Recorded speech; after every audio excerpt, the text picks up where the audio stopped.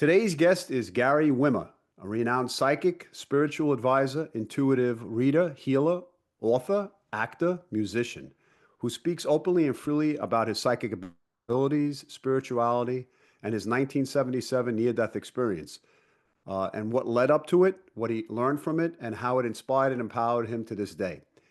Gary offers readings using pure intuition, regular playing cards, using lithomancy, a fascinating but little known methodology, and is the author of the Lithomancy, the Psychic Art of Reading Stones.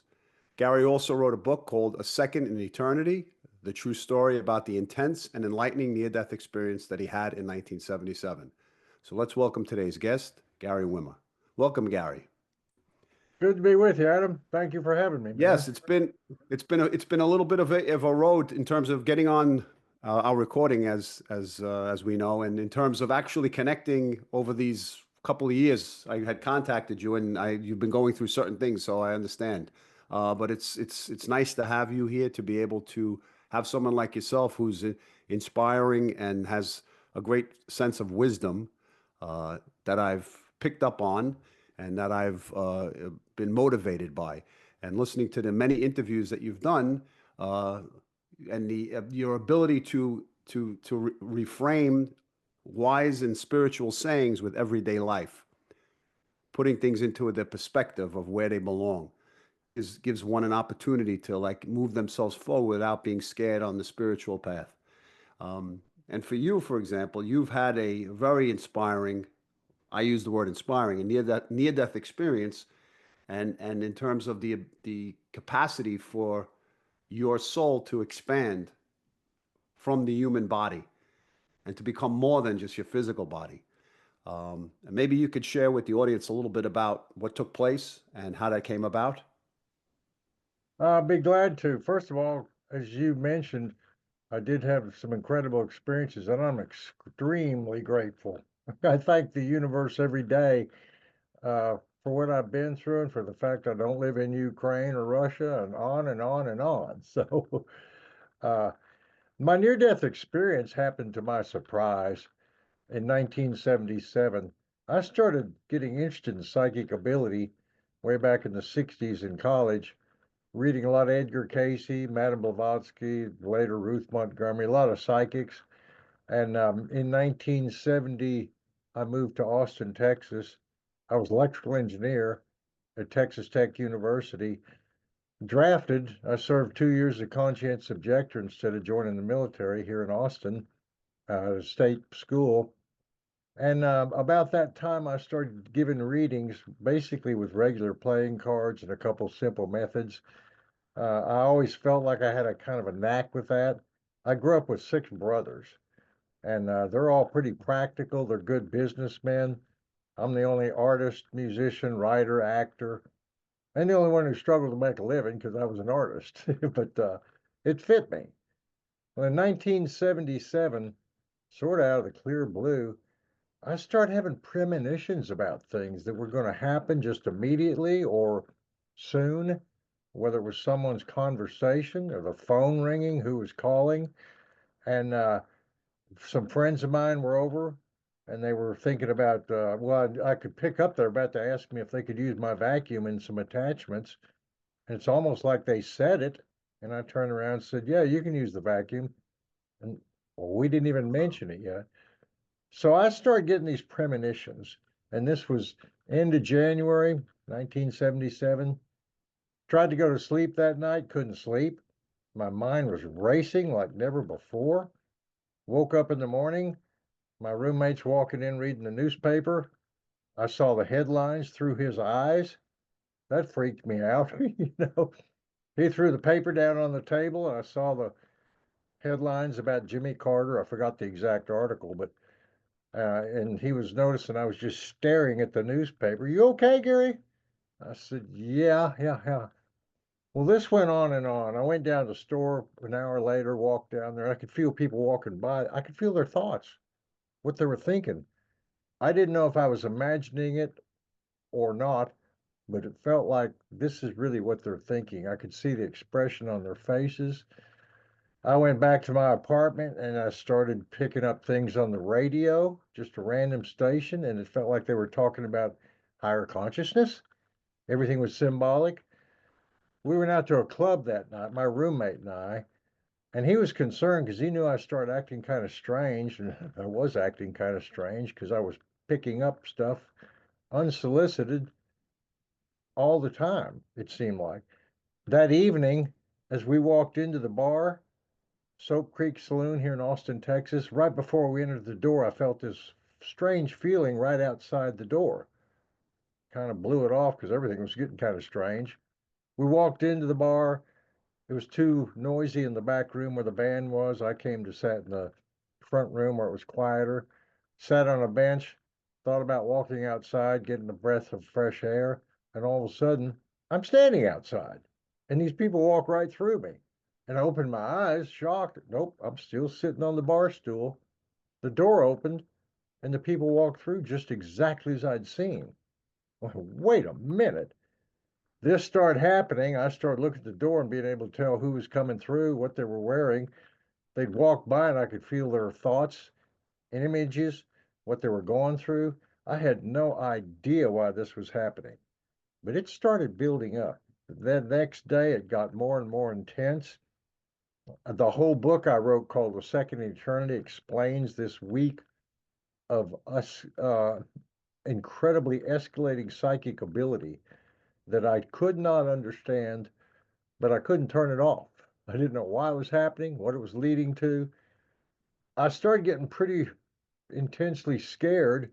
At the same time, I felt intensely enlightened, but things were not normal. I was either picking up things or, as I thought, injecting things into the universe because there was no neutral. And I was not in a normal state of mind by the second and third day. Give you an example. I would look at some stranger 2 blocks away and think, scratch your head and point up to that building. And they would do it. And I would think, did I make that happen? Or was I aware that that was about to happen? I could not tell the difference between creator and witness. And that thin line got thinner and thinner. My roommate was very concerned about me, needless to say, so was I. But for example, we went to a restaurant the next day and he's asking me, what's going on? How are you feeling? You're acting strange. I said, yeah, I'm feeling strange. Explain it. And I said, well, it's easier to show you. And I looked at 2 ladies far over in the restaurant. I didn't know him. I asked him if he knew him. He looked around and said, nope. And I said, I'm going to have the brunette write me a letter.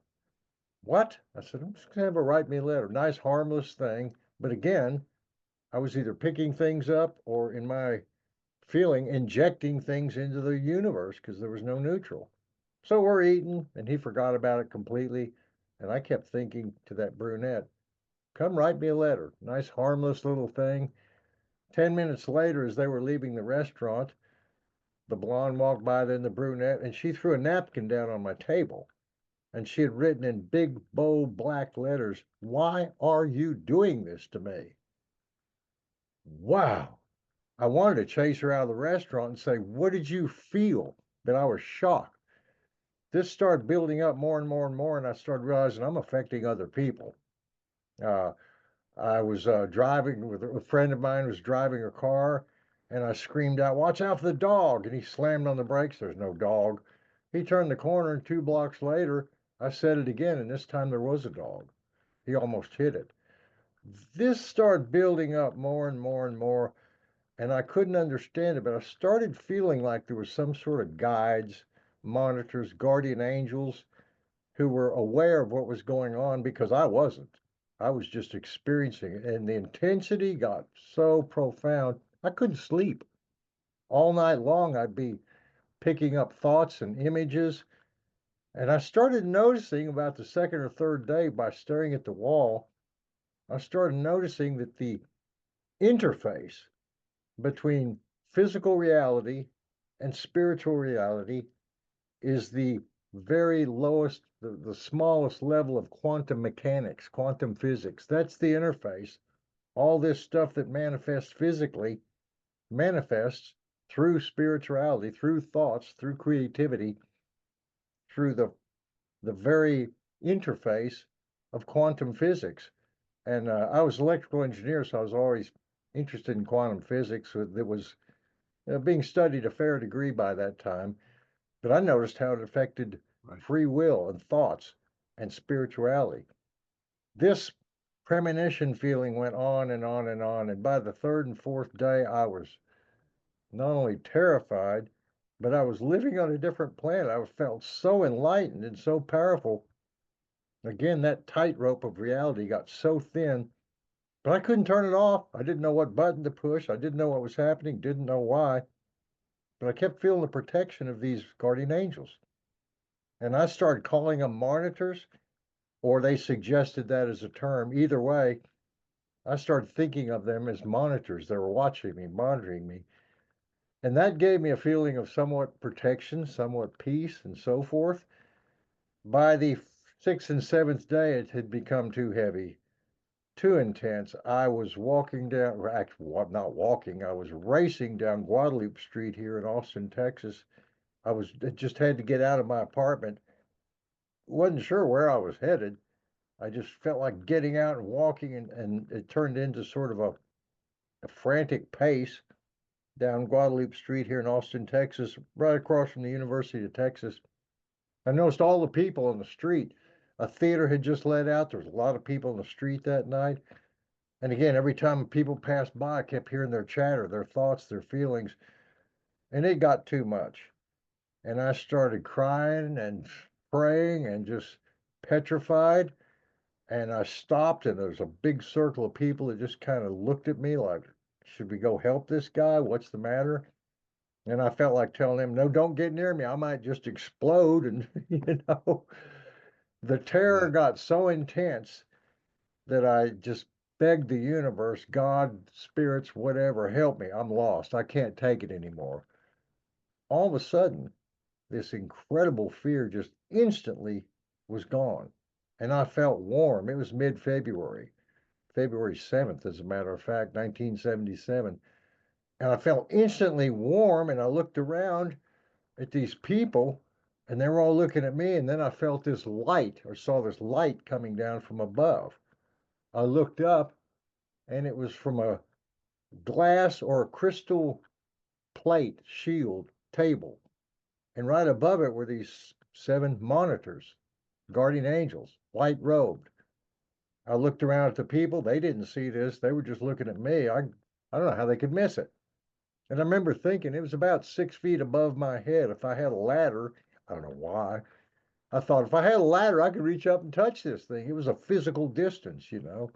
Um, so anyway, I didn't worry about them not seeing it. I didn't care. The fear had just instantly disappeared.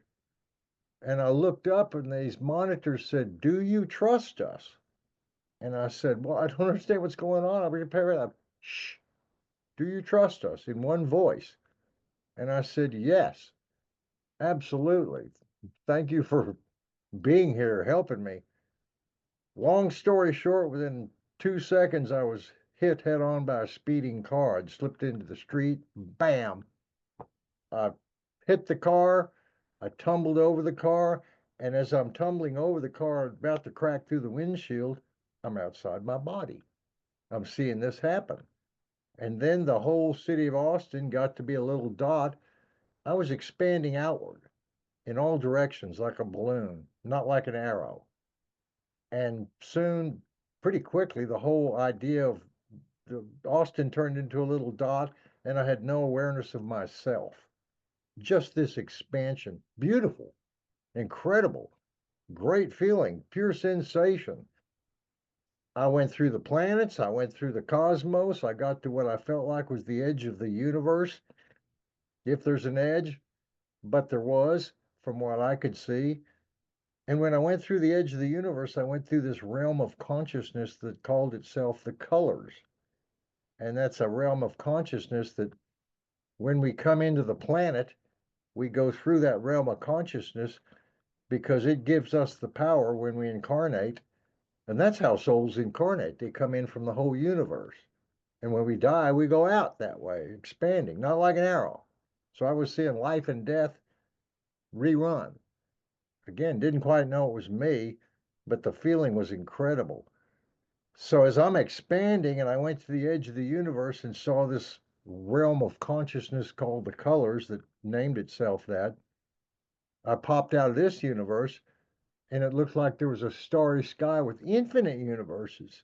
And I came out of that one and there's infinite universes.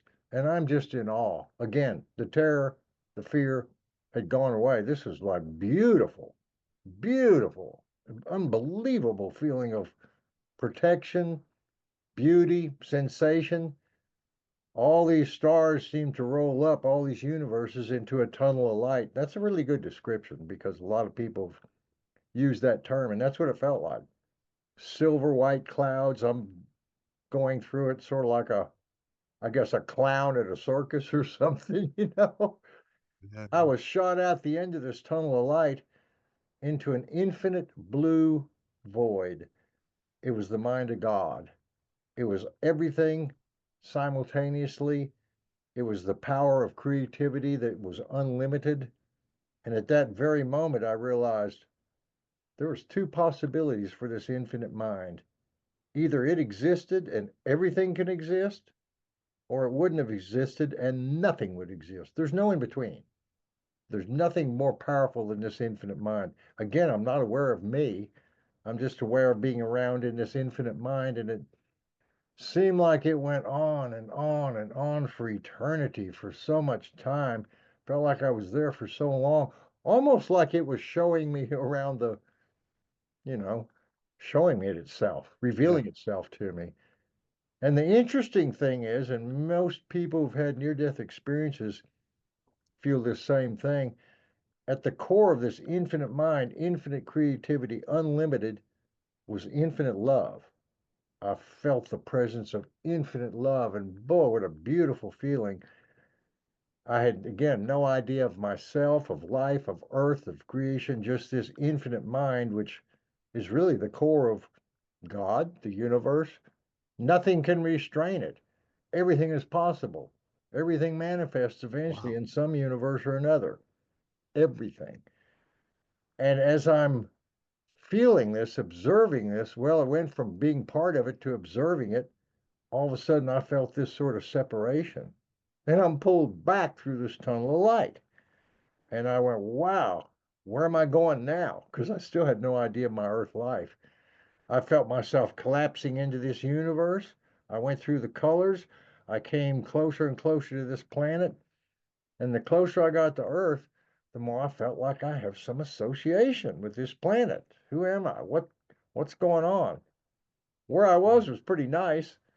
This didn't feel like quite as heavenly, needless to say.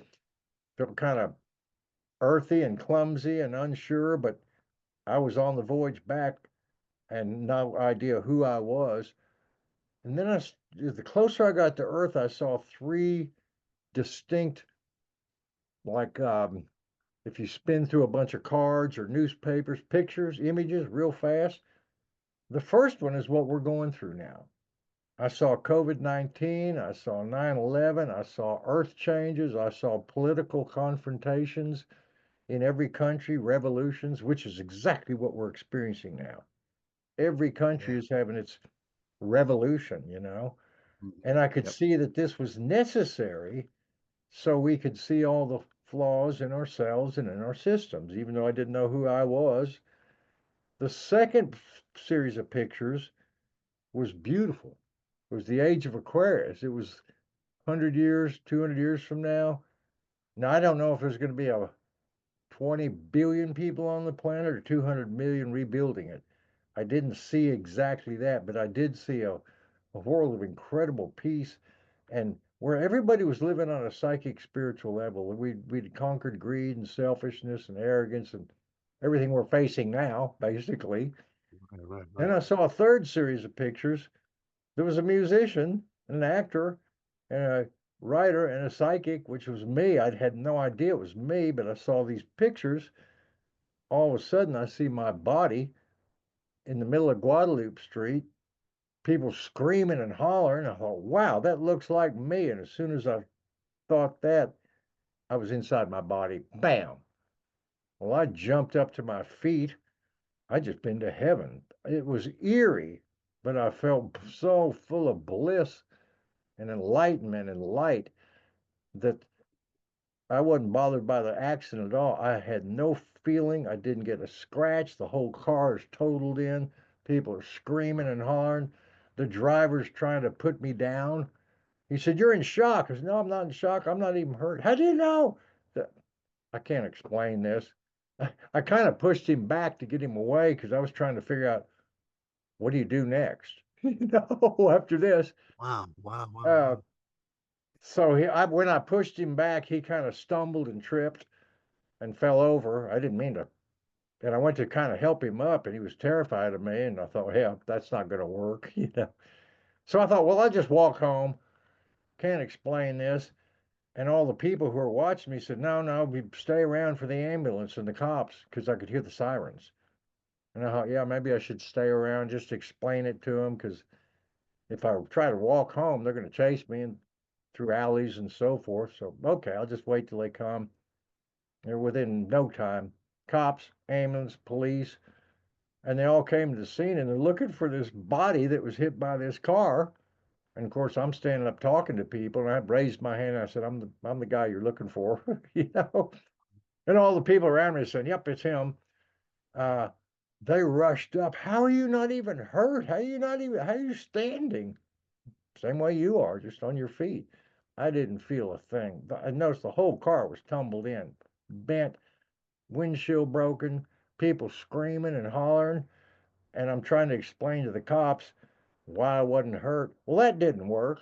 I tried to explain what I just did, what I just went through. And of course, they thought I was crazy. And I would have too. I wouldn't have believed me. And I asked them if I can just go home. And they said, no, no, we're going to have to take you to the emergency room. So he took me to the emergency room here in Austin, Texas, Brackenridge Hospital. Took me back, x-rayed me, checked me out. Didn't get a scratch, wasn't hurt. They couldn't keep me in the hospital. And I kept saying, can I just go home? "No, you can't. We can't let you just walk home after this bizarre incident, buddy." They sent a man in to talk to me, and as soon as I saw him, I realized he was a psychiatrist. I'd had a premonition about him. In fact, I'd had a premonition about this whole event. Days before it happened, I saw these lights and cops and police, and I didn't know it was me. That was the Wow, wow, wow. perpetuator, so to speak, of this crazy scene.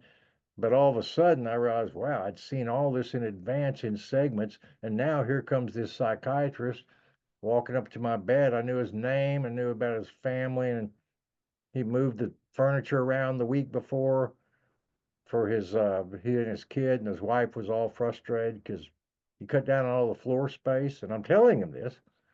He said, "How do you know that?" I said, "Right now, Doc, I know everything because I could. I could tap into anything." And I asked him if I can just go home, and he said, "No, no, we can't. This is pretty bizarre, buddy. We're going to have to commit you to a psychiatric hospital." I could care less. You could put me anywhere. I just been to heaven. Well, they couldn't take me immediately to a psychiatric hospital. I had to get an order of protective custody, which took 2 days, get my family. So meanwhile, they took me to jail. They had to keep me somewhere. So they Wow, threw me wow. in jail. And as I was in jail, I'm the new guy on the block, and all the prisoners around me in their cells are saying, "What did you do, buddy?" I said, "Well, I just took a galactic jump into inner space and saw infinite mind and came back." And that blew their mind, blew mine, but I was telling the truth. And so I started telling them about their cases and what to expect and so forth. And then a jailer rushed up to me after about 5 minutes and said, "You are not a lawyer. You do not have the right to talk to these people and give them legal advice. I don't know who you think you are, but if you keep this up, we'll put you in solitary confinement." I shut up because that was kind of a relief. I didn't want to talk to him anymore. 2 days later, my brother, who lived here in town, signed the order of protective custody. They took me to a psychiatric hospital, Shoal Creek, here in Austin, and I was so happy, so thrilled. of what I'd been through. That I was a good entertainer at the psychiatric hospital. They called me Mr. Smiles. I was playing music for everybody. I was so happy. But my psychiatrist, needless to say, was very concerned. And he was a good guy, but he was a fundamentalist Baptist by the textbook psychiatrist. And he couldn't believe my story at all. Yes, I had gone through sex, drugs, and rock and roll as a musician. I'd certainly done my share of psychedelics, which prepared me for this, really. And he kept saying, this is a flashback. And I said, no, doc, I've had psychic experience. I've done psychedelic drugs. I can tell the difference. Have you done either? And he said, of course not. I said, well, ask me then. I've done both and I know the difference. Uh, every morning he would come in, or every day he would come in to see me at some time. And I got some envelopes and paper from the nursing staff. And I would look up the clock, just like the clock behind you, and it would spin around to the exact moment he would walk in my door, and I'd write that number down, 2:35. Give it to the staff and say, give it to the doctor when he comes in. And he came in my room, and first day he said, envelope, what's this? And I said, it's a little letter. He said, I'll read it later. I said, no, read it now. It's real simple. Okay, Gary opened up 2:35. What does that mean? Look at your clock. Look at your watch. 2:35. Quite a coincidence. Second day, he opened it again. Couldn't believe it. It was 11:30 in the morning or something. He wouldn't open any more envelopes. And I could understand. He was trying to figure out how to deal with me. And I started helping him know how to deal with his kids. He had two sons that were going through puberty and a lot of trouble. I grew up with six brothers. So I was telling him all about his kids and how to deal with them. And it's like I'm analyzing him, you know.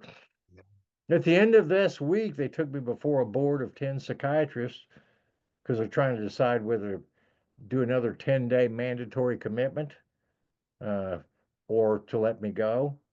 And I told the whole panel, I said, I'm not changing my story. This is what happened. You people can believe me or not, but you're a psychiatrist and you ought to be interested in this. You ought to study this. You ought to be asking me questions instead of judging me because of what I went through. But I can understand you ain't there yet. Well, they realized I was smart and stable and wasn't a threat, so they let me out. Um, about 2 months later, I had a rebout. I started going through this infinite mind feeling again. I didn't think I would go outside my body, but the intensity built up. Uh, my mom came down. My roommates had called her. This is April 1st, 1977, April Fool's Day. My mom's at the door, and I'm surprised. And she took me to Brackenridge Hospital because my roommate said, man, he's getting strange again. So they put me in a psychiatric hospital again. And the analysis was, yes, I'm bipolar. I had gone through a manic episode, and I accepted that medical diagnosis. They're doctors. I'm not. But that was I guess, the state of mind one needed to be in to go through that sort of, at least for me, to go to that level of higher consciousness. I feel so lucky. I got to see what so few people see. In 1980, I started learning to give readings in a method called lithomancy. I met a very gifted psychic who explained a lot about my spirituality, a lot about these monitors, what they are, who they are. Did a reading for me, showed me her system, and I started learning her system. And to this day, I still do readings by a method called lithomancy.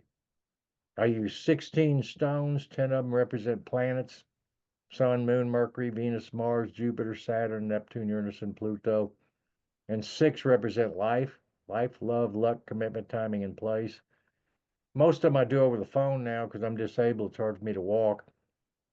So I charge the stones up and have people say drop, and I drop them and I read it like a clock from 12 o'clock, 3 o'clock, 6 o'clock, 9 o'clock, and record the readings. And I'm pretty accurate.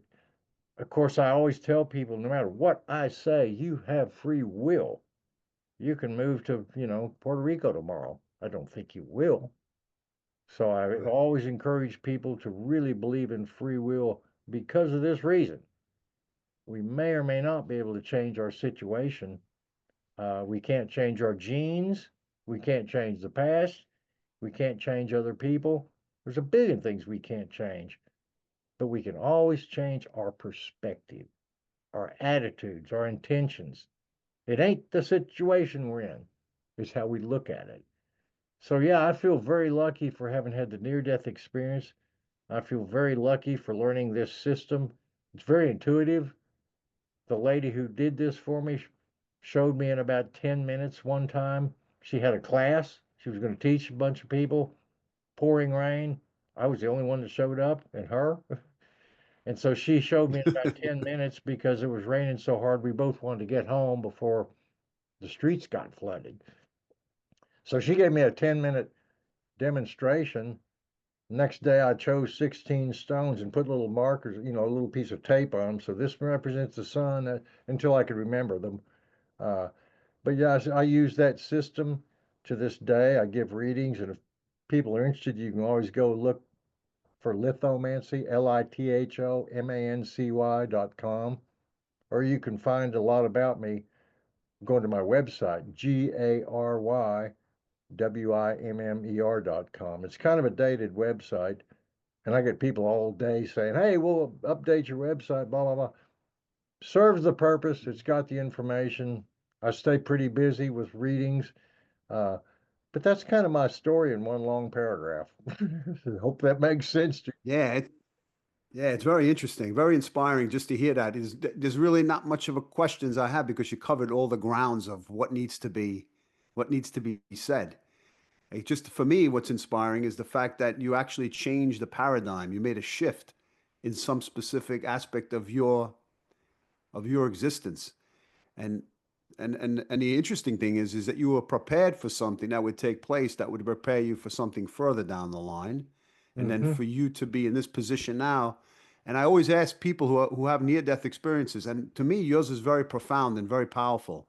And the ability for you to have the insightfulness towards your situation, being preloaded already before the incident took place, and then having that experience, it must have put you, as you almost as you express, in a state of of joy, of peace. It really did. It was Um, intense. It was scary, but man, it was so beautiful. And I wanted to mention yeah, one thing. I kept I wanted to asking ask my you something. guide.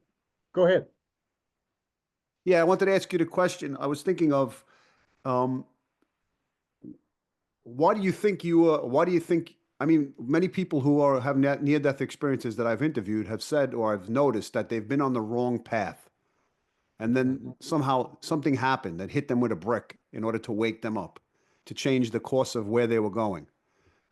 And from my perspective, seeing you, it almost seems like it opened you up further to a sense of again, of ecstasy, of joy, of satisfaction of Absolutely. life. So it did something for you personally, like it does for others. But what is the greater picture? Is it for you to share your story with others like we're doing now? Or have you looked into that or Absolutely. thought of? To help people. I grew up with six brothers. I've always had a very helpful nature. Uh, and in 1977, when I had this experience, there was no doubt what I went through. What I was curious about is why me? What did I possibly do to deserve this beautiful, beautiful experience? Uh, I was not, I mean, I went through some depression in my 20s because as a musician, I struggled to make a living. I was a crappy singer. I couldn't get good gigs, but, excuse me. But I kept asking my guides in 77, why me? Why me? Thank you, but why me? And it was about Right. 8 months later, they let me ask this question many times. And about 8 months later, this is about September, October of 1977, all of a sudden I'm playing my guitar out on my front porch and I felt them around me. I didn't see them this time, but I felt them around me. And they shot this light into my head like a laser. Well, first of all, traffic stopped, wind stopped, time stopped. And I thought, this is strange. And then I felt their presence there. They shot this light into my head, and I saw like screen credits rolling off in the distance, like the end of a movie. At the same time, they were speaking these words to me. And I'll paraphrase. They basically said, you had this experience because you were always curious. You always wanted to know. I was an altar boy, Catholic, and I had no problem with Jesus and God. I had a problem with the Catholic Church. Then, if you can't deal with human sexuality, you're missing a lot of life.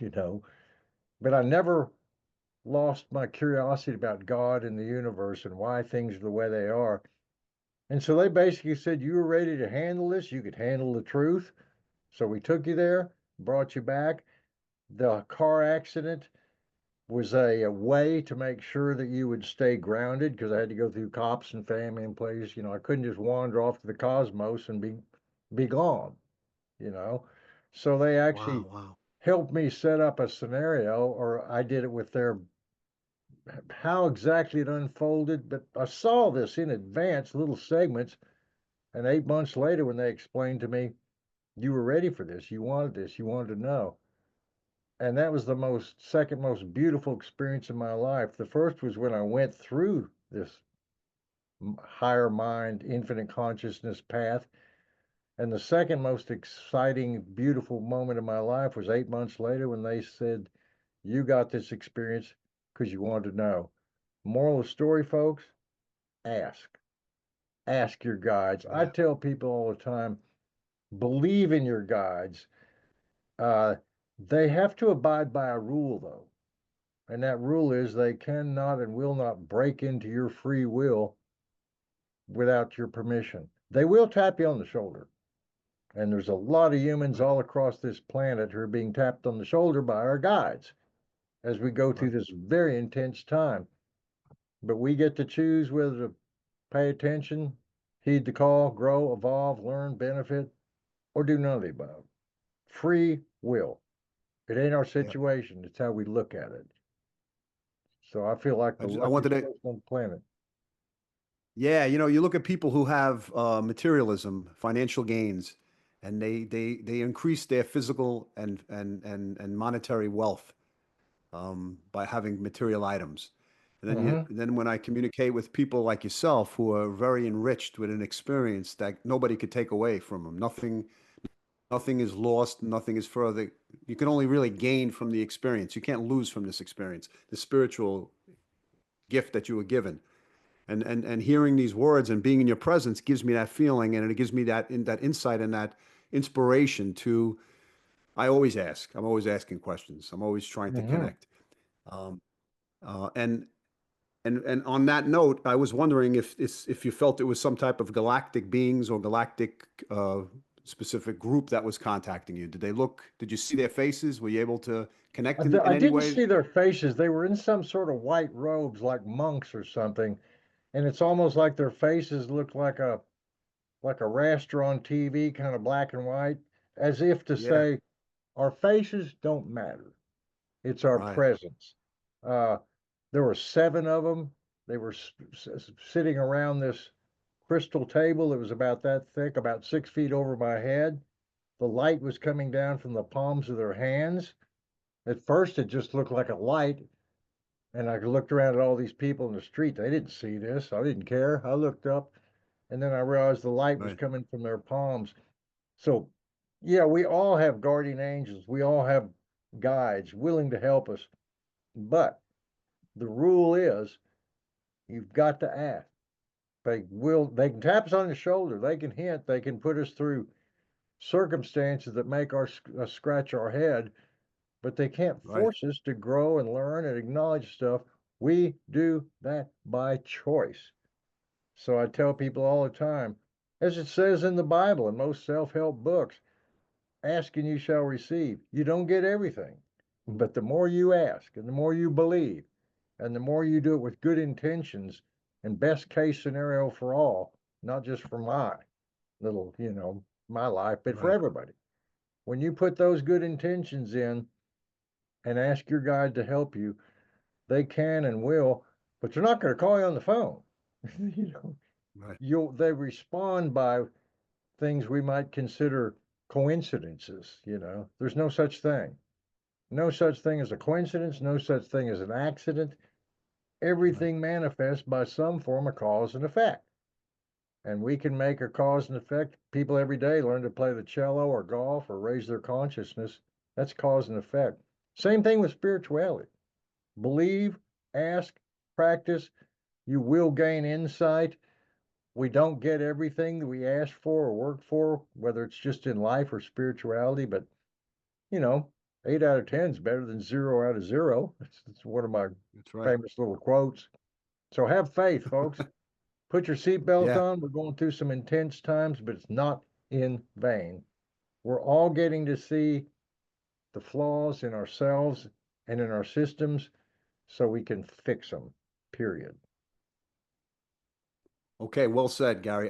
I'll supply your website as well as your books from Amazon. They're on Amazon, right? The two books. Correct. Both Um, on Amazon and Kindle. Correct. all right. And so I'll put your website. And just if you want to leave the audience with a message other than the one you just did, or you're satisfied with what you just shared. Well, kind of that. Believe, stay inspired, quit worrying. We all go through worry. We all go through doubt. Man, I've been through so much doubt, worry, depression, anxiety. But I have to admit, if you never went through those, you could never learn how to conquer them. Right. I'm pretty fearless now. Nothing scares me anymore, really. Certainly not death. And that's one thing, people never fear death. Never, never, never, never. Nobody wants to die a horrible death, of course. But on the other side, it is beautiful. The only hell we experience is the hell we bring upon ourselves or create for other people. God, the universe, our higher mind, the other side is beautiful. This here now is our challenge, not there. So never fear death. And ask your guide for Okay. help. On that note, I want to thank you very much for inspiring me personally, and hopefully to share this with the audience, and they'll find the same information as well. So thank you, Gary. Thank you for Thank you, joining me. Adam. Enjoy being with you. Stay inspired. God bless you, brother. Think outside the Yep, box. Get your gusto and make things work. I am. Exactly. That's what I'm doing.